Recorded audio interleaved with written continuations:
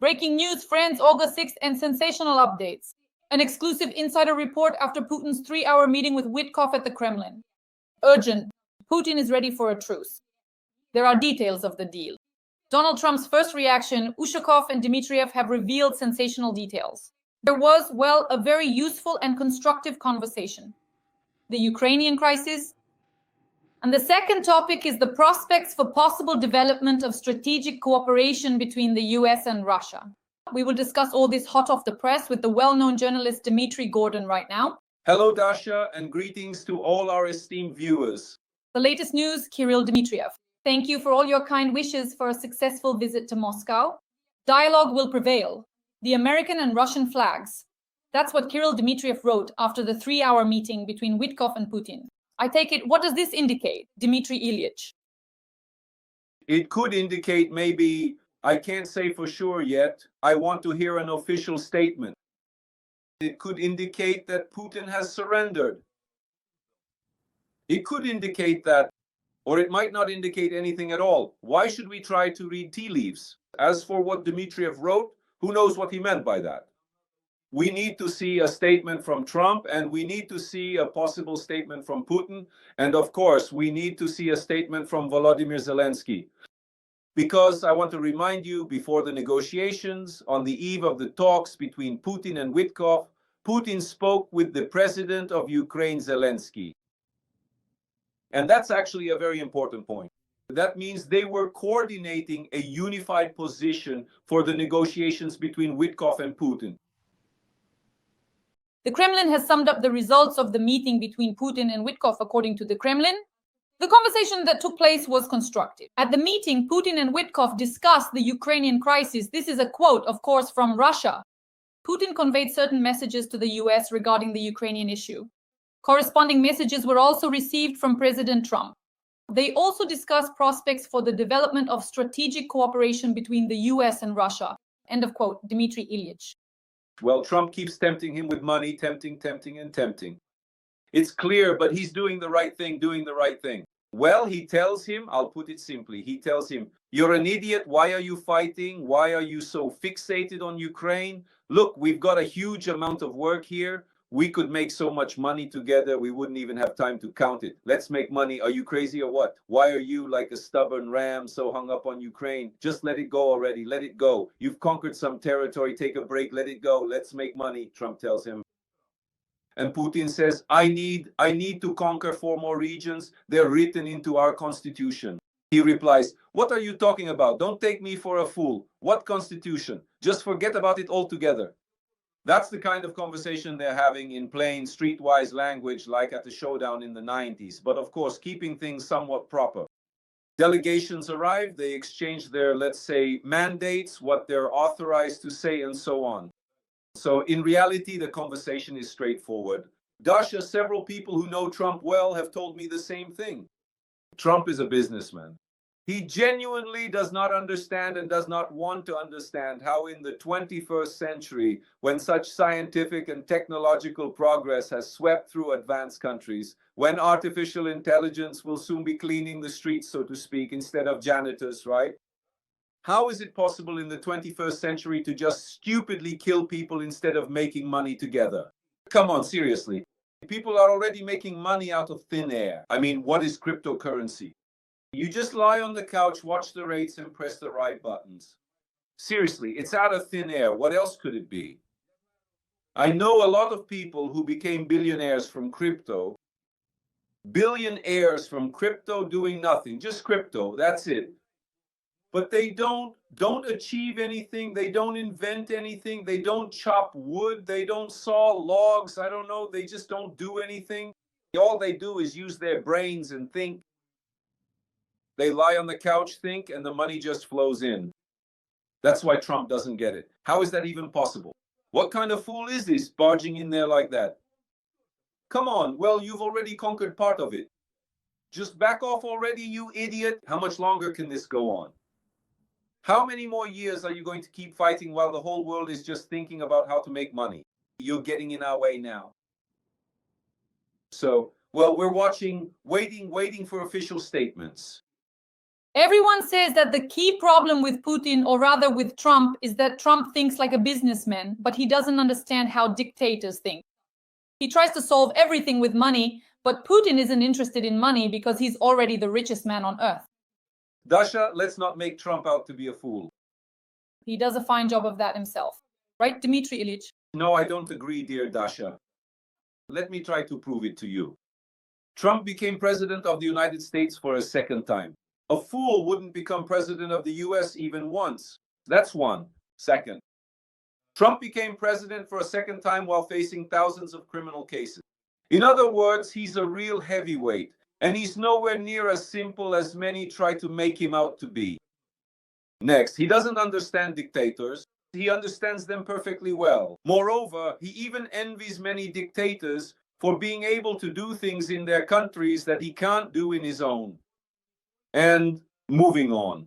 Not only does he try to influence with financial incentives, he also uses sanctions very effectively. Before Trump, I honestly can't recall a single US president who could say, if you work against us, you'll get these tariffs. Didn't hear that? Give them the tariffs. He acts quickly and decisively, and everyone is afraid of the tariffs, and everyone is damn scared to even argue with him. It's just not worth it. They're all thinking about how to butter him up, how to say something nice to him. Unbelievable. He put everyone in their place. Good for him. Good for him. Now look, you think he can't handle dictators? With the economic, financial, and military power of the United States, he can handle anyone. I'm sure of it. The moment has come when either America shows its power and strength, or America will no longer exist on the geopolitical map of the world. Because let me add, Trump is thinking about China all the time.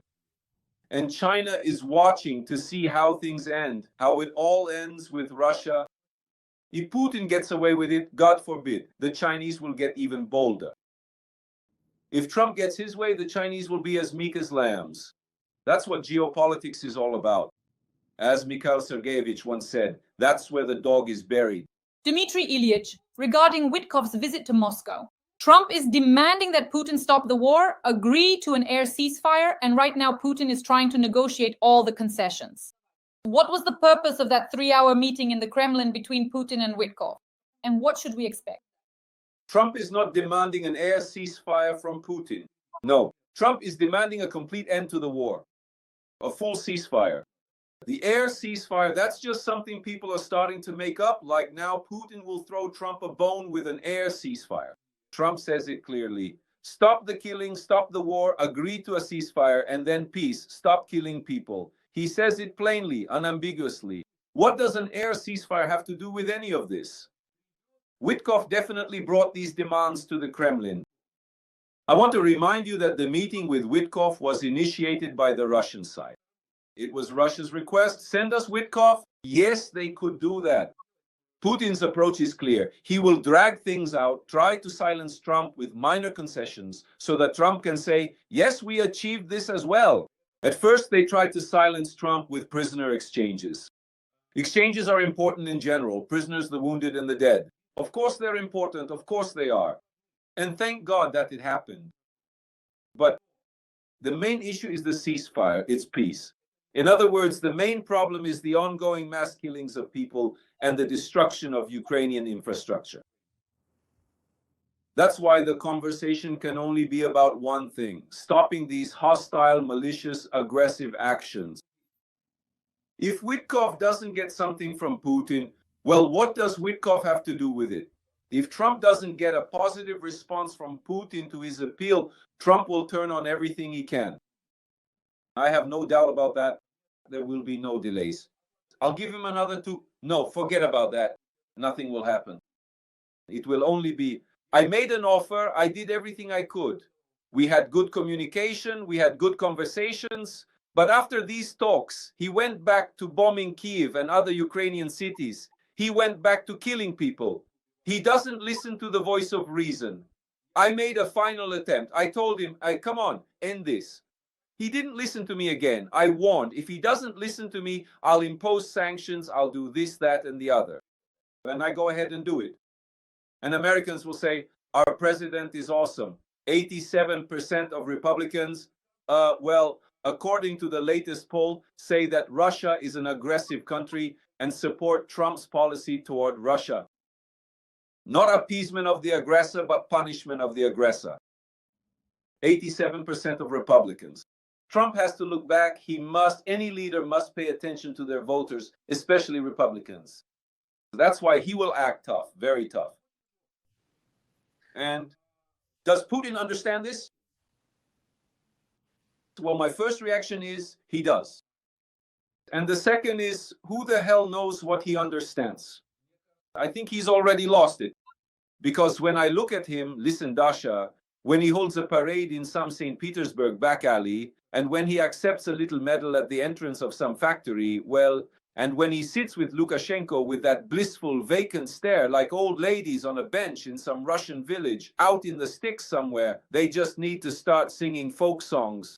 I'll tell you, I doubt his sanity. I think he's already lost his marbles. So if he's lost it, plus if he, did you just sneeze, Dasha? That's true, yes, I did. Bless you.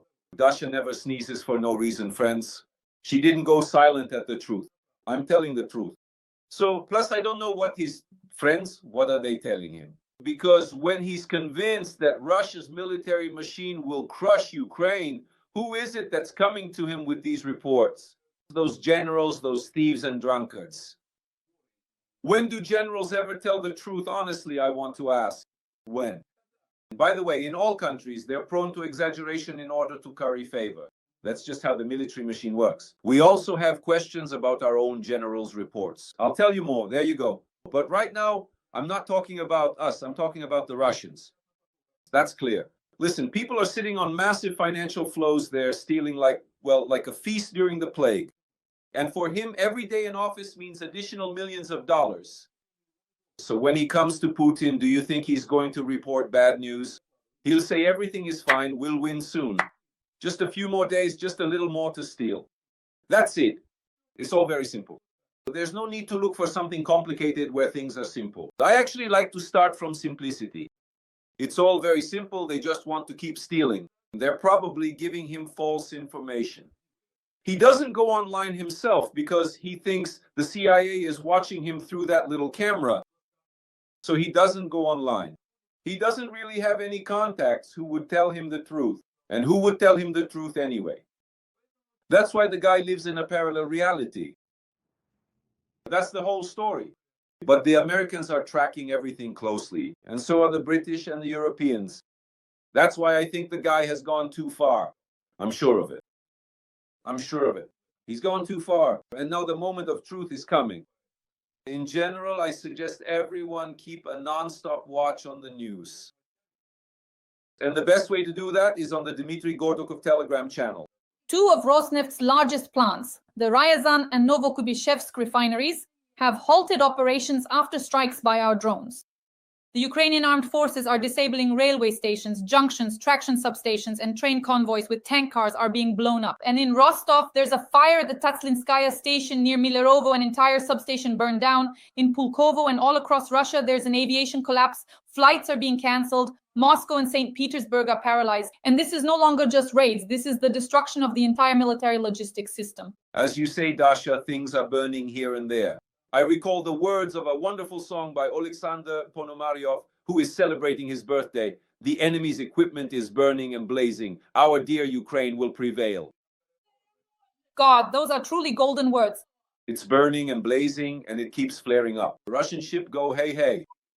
Go to Dmitry Ilyich. This is the best start to our stream. Actually, I just saw that, first of all, Zelensky spoke with Maliuk the other day and said that we are preparing new special operations on Russian territory. Libokitin approved all the special operations. Now I look at them and they're all trembling and crying. So they were planning to go to Yerevan for the Lopez concert. 12 hours at the airport, 5 hours on the plane. They're sobbing, crying. Everything's at a standstill. Aviation collapse. We're hitting the railways, the junctions. Well, tell me how wonderful this is, Dmitry Ilyich. Well, this is just gorgeous. Keep hitting them. You can't hit them enough. Of course it's wonderful. Of course it's fantastic. Russia must understand and realize the full gravity of what it has done in Ukraine. And our response should not just be proportional, but even greater compared to what fascist Russia has done. Of course, with the appearance of Ukrainian ballistic missiles, our response will be much more striking. Ukraine has ballistic missiles, and we are building up their potential. And moreover, I'll tell you this. If Putin doesn't come to his senses, or whatever he has instead of a head, then without a doubt the Germans will provide Taurus missiles, which will simply obliterate everything that needs to be destroyed. Well, it all depends on Putin's decision today. Whether he agrees to what smart people are offering him or decides to act tough. If he acts tough, he'll lose his horns. If he agrees, well, it's better for him. Dmitry, now Bloomberg is starting to spread information that Putin might be ready for an air ceasefire. But all military analysts say that's not the case. He will never agree to that. He'll just keep dragging things out. This meeting with Wilkoff is just another stalling tactic from Putin. Dasha, well, let's talk about the air ceasefire. What's my opinion? For the citizens of Ukraine who have been suffering from drones, KABs, and missiles all these years, is an air ceasefire a good thing or not? Definitely yes. Definitely a plus. But again, this doesn't solve the issue. So what is Trump talking about? About a full ceasefire and the establishment of a lasting, reliable, mutual peace. But an air ceasefire would only last until the first twist. That is, Putin will continue the war, will keep seizing territories. If not by one means, then by another, with a slow creeping advance. And how many more years will this go on? So what happens next? You can see that he wants to keep fighting. Yes. I understand.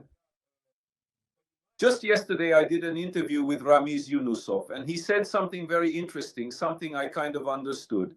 But he put it very clearly. What matters is always the wording.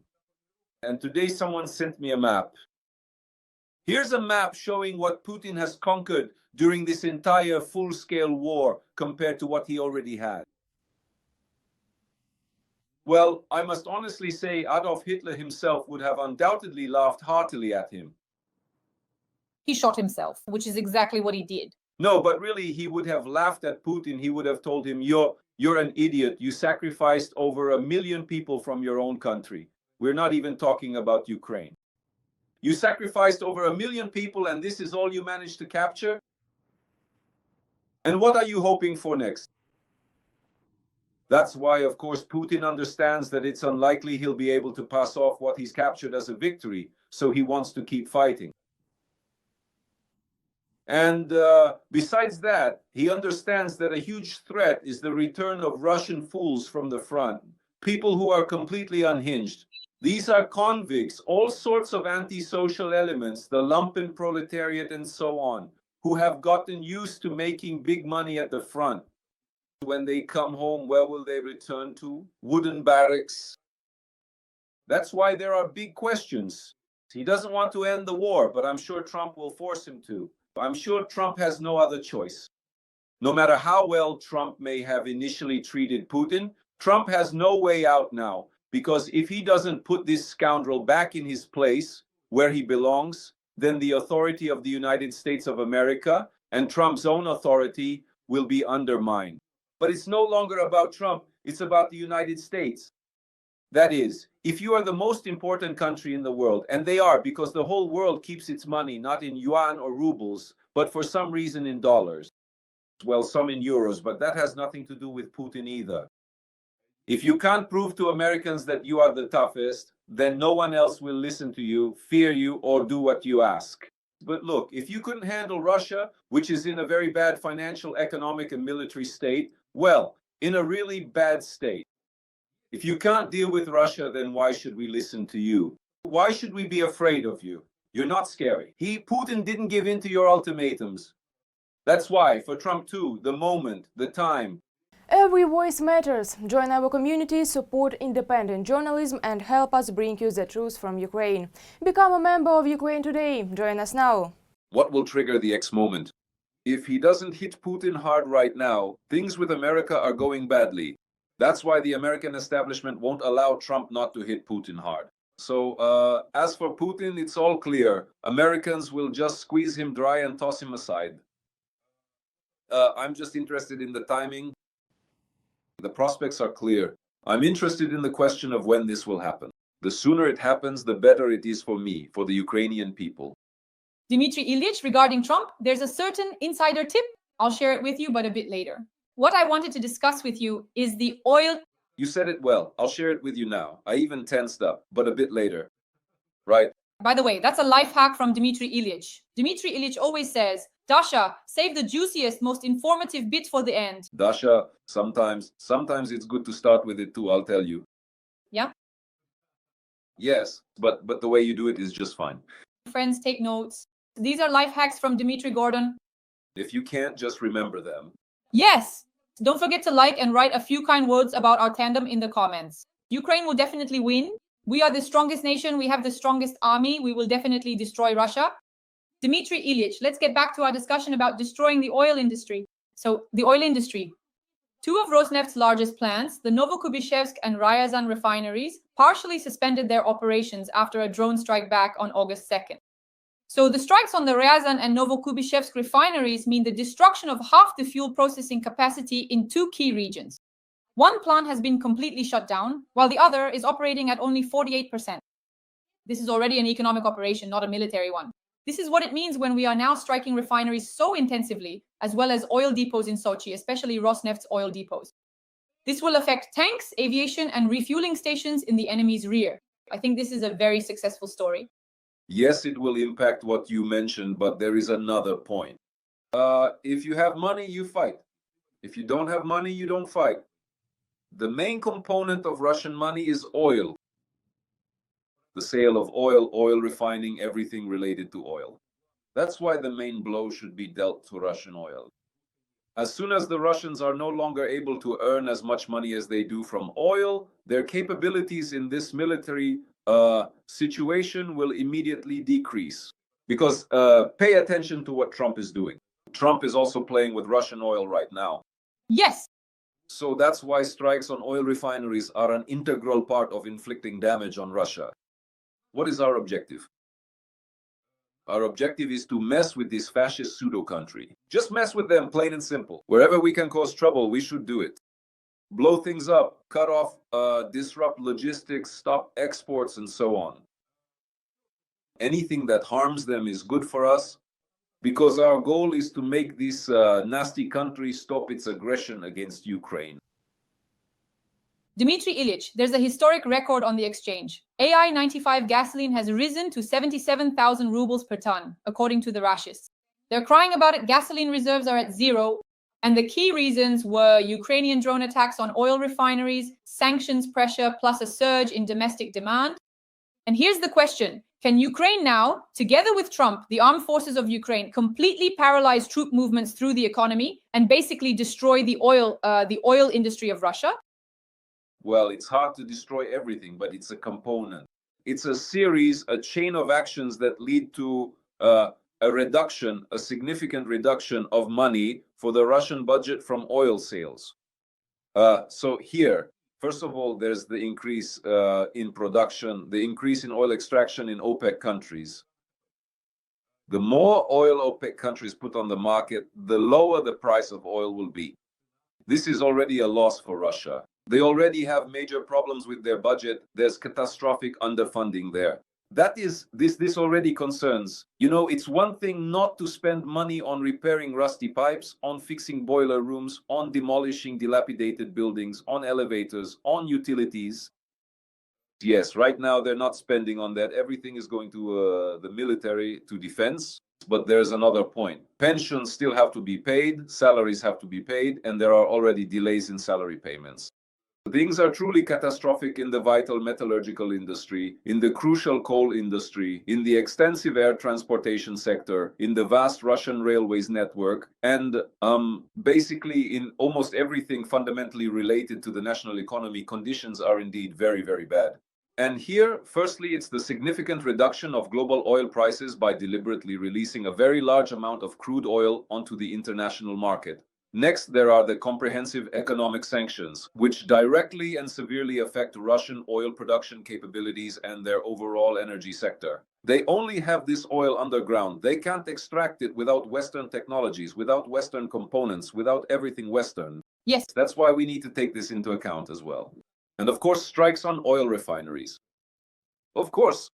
Well, I'll tell you that with long-range missiles, we might even see strikes directly on oil wells, on oil pipelines, on gas pipelines. Of course, but this is war. Anything goes in war. But what did they expect? No, we understand what they expected.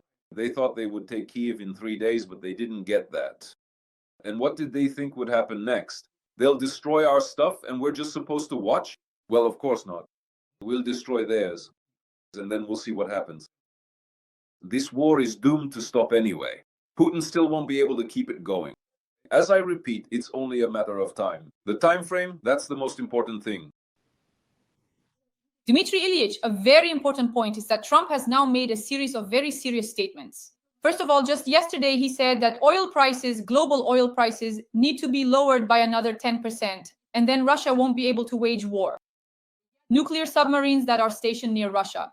And the fact that our Ukrainian intelligence services have obtained secret schematics of the nuclear submarine Knyaz Pozarsky, data on its crew and vulnerabilities, suggests that together with Trump, Ukrainian intelligence could carry out a series of attacks on, for example, Russian Federation submarines. So what do you connect these three elements to? To what I had previously said earlier, I would like to add something. We need to sabotage Russia in every possible area we can reach, from nuclear submarines to oil logistics and transportation. Wherever we can cause trouble, we should do so. This is war, I repeat, this is war. And in this war, I want to say Russia cannot win. That is out of the question. They are trying to win by military means, but they won't be able to win militarily. If the Americans become convinced that Putin isn't going to stop, well, they'll provide such weapons. And I'm not even talking about the economy, sanctions, or anything else right now. No, they'll give weapons that will wipe out Russia's entire military machine. Of course, there is no other way out for anyone. That's it. The talking is over. This stupid country doesn't understand words. Moreover, Russians are made in such a way that they only understand the language of force. A punch in the face to break their nose, that's what they understand. That gets through. But just talking, persuasion, that's all pointless. It does nothing for them. That's not how it works. Force works. America has understood this. Europe has understood this. There's no need to convince anyone anymore. No one needs to be asked to wake up anymore. Everyone woke up a long time ago. Germany is now ramping up its military power at such a pace, I have to say. And this country is capable of a lot. Remember the state Germany was in back in 1914 and then in 1933 to 1941. Both economically and militarily. What are we even talking about? Dmitry Ilyich, there's a very important point here.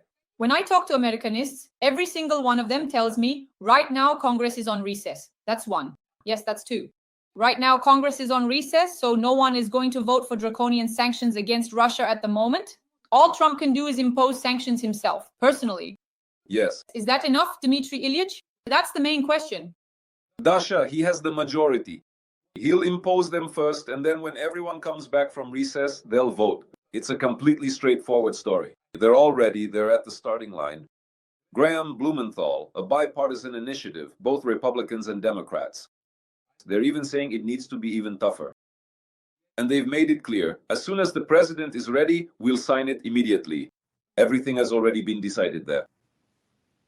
Dmitry Ilyich, but here's an important point. Will that be enough? Is that his limit? You said that Trump would unleash all his might on Putin.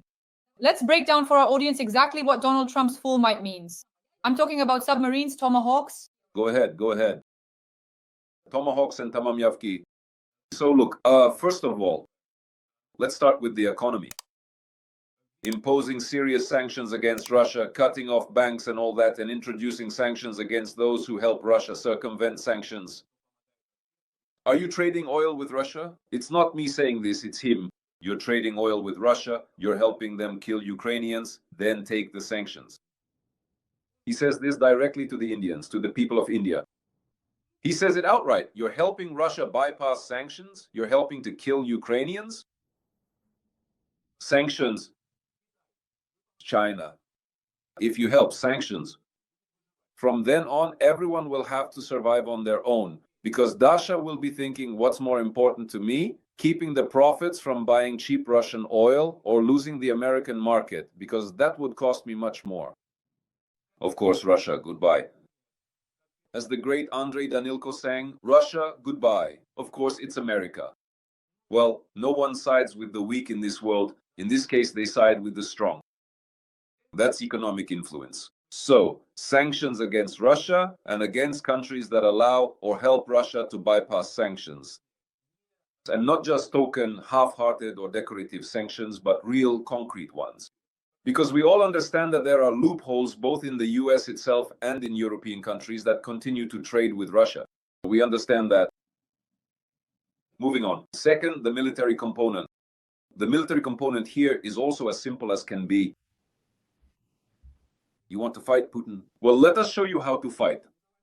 We'll give Ukraine long-range missiles now. Tomahawks, though, I don't think it'll come to that, and it's not even necessary. Long-range missiles.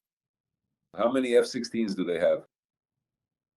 30 or 50, roughly speaking. 500 F-16s. They have tons of F-16s sitting in the deserts.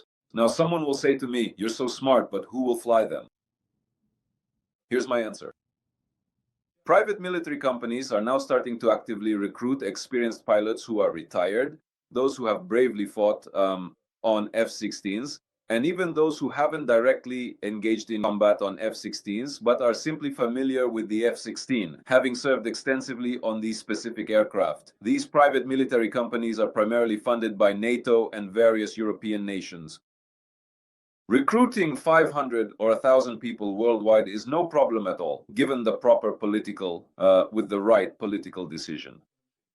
So there are more than enough levers of influence. Right now, 500 F-16s. Is 500 not enough? 1,000 F-16s? How are you doing there, Putin? Still alive? Everything okay? Do you want to keep waging this war? 2,000 F-16s, 4,000 pilots. We have enough money. So is it Europe's money against Russia's money? And the Americans will get involved too. This becomes a matter of principle. This isn't just for show anymore. It's not a joke. It's not a game. It's not flirting with the aggressor. This is a whole different story now. This is a geopolitical issue. Who is stronger and to whom will people come to bow? That's it. Dmitry Ilyich, Ushakov has already appeared quickly with some fresh news. Putin's aide stated that the Kremlin chief had a useful and constructive conversation with Utkov. According to him, two topics were discussed: the war in Ukraine and the prospects for developing a strategic partnership between Russia and the US. He added that Russia had sent all its signals and also received a signal from US President Donald Trump. Ushakov did not comment further on the talks, since Donald Trump is not yet aware of their results. Those are the statements. Until I hear a statement from Trump, until I hear a statement from Putin, until I hear a statement from President Zelensky, I won't comment, because for now, it's all just some kind of echo. They pass something to us, we pass something to them. Yes, we know that. Both sides have already passed things along. Then nothing happened, because Putin can send a signal. I'm not ready to stop. That's also sending a signal. A decision and results. If, starting precisely from midnight today, or rather tomorrow, as the new day will have already begun, everything were to be completely stopped, and a genuine, comprehensive ceasefire were to truly come into effect, then, and only then, would I unequivocally say, yes, that is truly it. That would be the definitive resolution. But if it's just more half measures again, it's all for nothing. And for the dog, too. Yes, most likely, without a doubt, Putin is not ready for a complete ceasefire. I don't know, Dasha. I don't know. I can't say that he's not ready. I can't. Let's wait for the results. Anything is possible. If they're saying, see, there's an important phrase there, that they talked about mutual cooperation. Yes, but it's clear they offered him something, some kind of purchase. They definitely offered something where he saw big money for himself. Definitely. This is where we need to keep watching. Dmitry, but for Putin, it's necessary to finish his summer offensive, which will most likely turn into a fall offensive. He simply can't stop advancing all this time. Yeah, the only thing he can do is shoot himself in the foot. So what has he achieved with this offensive, during this offensive? Where are the results? It's laughable. Just look at the map of the territories captured since 2022. It's just not working out. This summer offensive, he doesn't have the manpower either. He's short on people too. Because I've been thinking about this, you know. A lot of coffins are coming back. There are a lot of coffins all over Russia. But let's say it doesn't really work that way, because you know what Russians say? Well, Vanya wanted to make some money. Vanya did make some money. Well, he died, but that was Vanya's choice. No one forced him, right? He did it himself, so no one feels sorry for Vanya. There's another thing, a huge number of people without arms or legs who came back from the war in Ukraine and have spread out across Russia. That's already obvious, and for the next person who thinks about going to the so-called special military operation, it really makes them think. So I might make some money, or I might end up dead, or I might end up like one of those wounded. And how do you live after that? So it's kind of a deterrent already, you see? But there's also a third point, the mass return of Russians who fought in Ukraine back home. They won't keep their mouths shut, these Russians. These people start talking about this and about other things too. They start telling others what is really happening in the war. This acts as a very strong barrier for those who are thinking of taking the risk and going to this so-called war, this so-called special military operation. They begin to discuss in detail how their commanders truly treat them, how they are often sent directly to the slaughter without proper consideration, and that the meager monetary compensation they receive is simply not worth enduring such horrific and demanding ordeals. They start talking about how, as it turns out, the Ukrainians have great equipment, and that Ukrainians often fight better than they do, and that the West is on Ukraine's side. And they start talking about the most important thing. I'm sure they say this, yeah. They're asked, hey man, if you could go back to the time when you signed up, would you do it again? After all, the money is big. I'm sure that many, when they're drunk, say, no, and you shouldn't go either. I'm sure of it. Dmitry Ilyich, to sum up, residents of Donetsk are complaining about the lack of drinking water. The water supply problems have been going on for 3 years, but this summer the situation has become critical. I think they're even drinking water from puddles now. What do you have to say about that? Dasha, I want to clearly state that we need to be very precise and absolutely clear. There is an aggressor, specifically Vladimir Putin and the entirety of fascist Russia, and there are unequivocally victims. The victims are Ukrainians. It's Ukraine. The residents of Donbas, including those who waited for Russia and called for Russia, have ended up as victims. Sometimes I might, in the heat of the moment, say some harsh words because, you know, I'm angry too. I'm only human. You can understand that. Well, I get really angry, right? That's it. But right now I want to talk about what's most important. There is an aggressor and there is a victim. The aggressor is Russia and Putin. The primary victims are the innocent people of Donbas, including all the brave Ukrainians whom our army tragically couldn't protect back in the fateful year of 2014, and whom our state, unfortunately, also failed to adequately protect. They may have been genuinely mistaken in their beliefs, but they were undeniably left unprotected and vulnerable. So even those who are drinking water from puddles today in Donetsk are also victims, and we should treat them with compassion. After all, we still plan to bring them back. They will still be part of Ukraine. That's why I would approach this issue in exactly this way. Dear audience, every week Dmitry Ilyich and I work for you discussing the most relevant military and political topics. Undoubtedly, the top topic is the meeting between Wilkoff and Putin and the consequences of that meeting. One and only Dmitry Gordon. Dmitry Ilyich, thank you very much and see you again next week. Thank you, Dasha. Let's hope that our next meeting... Right. That's a teaser. ...will already be under conditions of a truce or maybe even peace. Let's hope for that. Do I believe in it? No. Do I hope for it? Yes. Glory to Ukraine. Glory to the heroes, and according to your faith, so shall it be given to you.